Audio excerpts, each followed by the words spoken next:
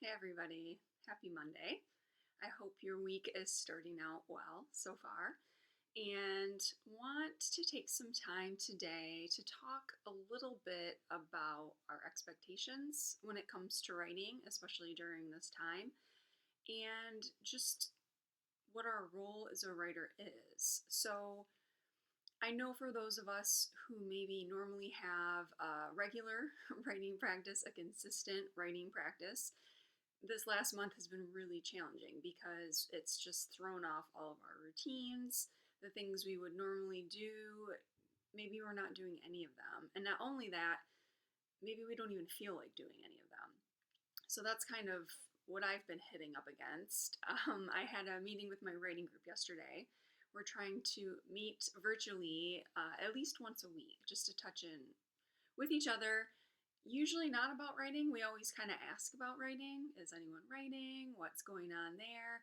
And none of us are working on our usual projects at the moment. And most of us aren't really writing at all on a day to day basis. But one of my writing group members yesterday had mentioned that she's been journaling a lot. And really just about the pandemic, just how she's feeling, what's going on, what's coming up for her.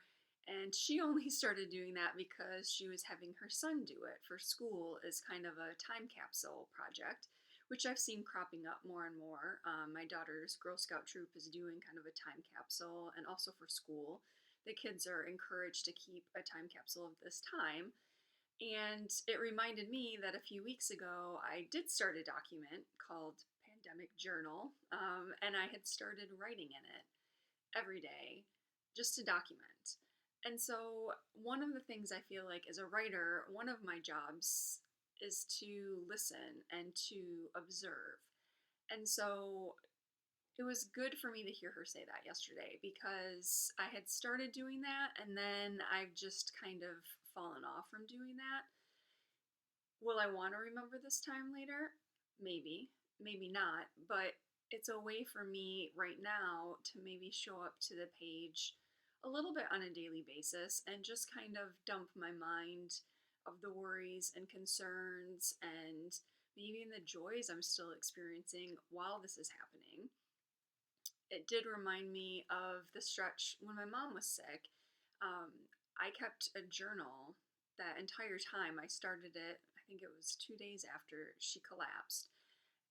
And I knew that her situation was very urgent and that we weren't going to have a lot of time with her. And everything was happening so quickly and so many changes every day. And it was just so overwhelming. And I don't know why, in the heat of all that, I decided, oh, I need to keep a daily journal, but it's exactly what I did. So every day I was documenting, just sometimes it was like, this is what I did today, or here's one thing I felt today. And more often than not, I just tried to dump out the timeline of the day and, you know, maybe any events that stood out. And as time went on, I really tried to touch on more of the lighthearted moments and the funny moments because I knew I would want to remember those the most. And so it really became less about generating any new writing during that time period and really more about documenting and observing and listening and just putting that down somewhere to go back to later. And so if you feel like I'm not writing, I want to be writing, I want to be doing something, this might be a practice that would be beneficial to you right now is just let's shift gears. Let's maybe take a step away from our regular projects. Um, I feel like we're all kind of in this triage mode right now of just caring for the essentials. And so maybe we set those things aside for now. And instead, we just take a breath and we document what's happening around us. We take a deep breath and we observe. And what are we noticing? What are we feeling? What are we seeing in others around us? Once this time has passed and we are writing about it, because it's going to come up in our writing. I don't see how it wouldn't.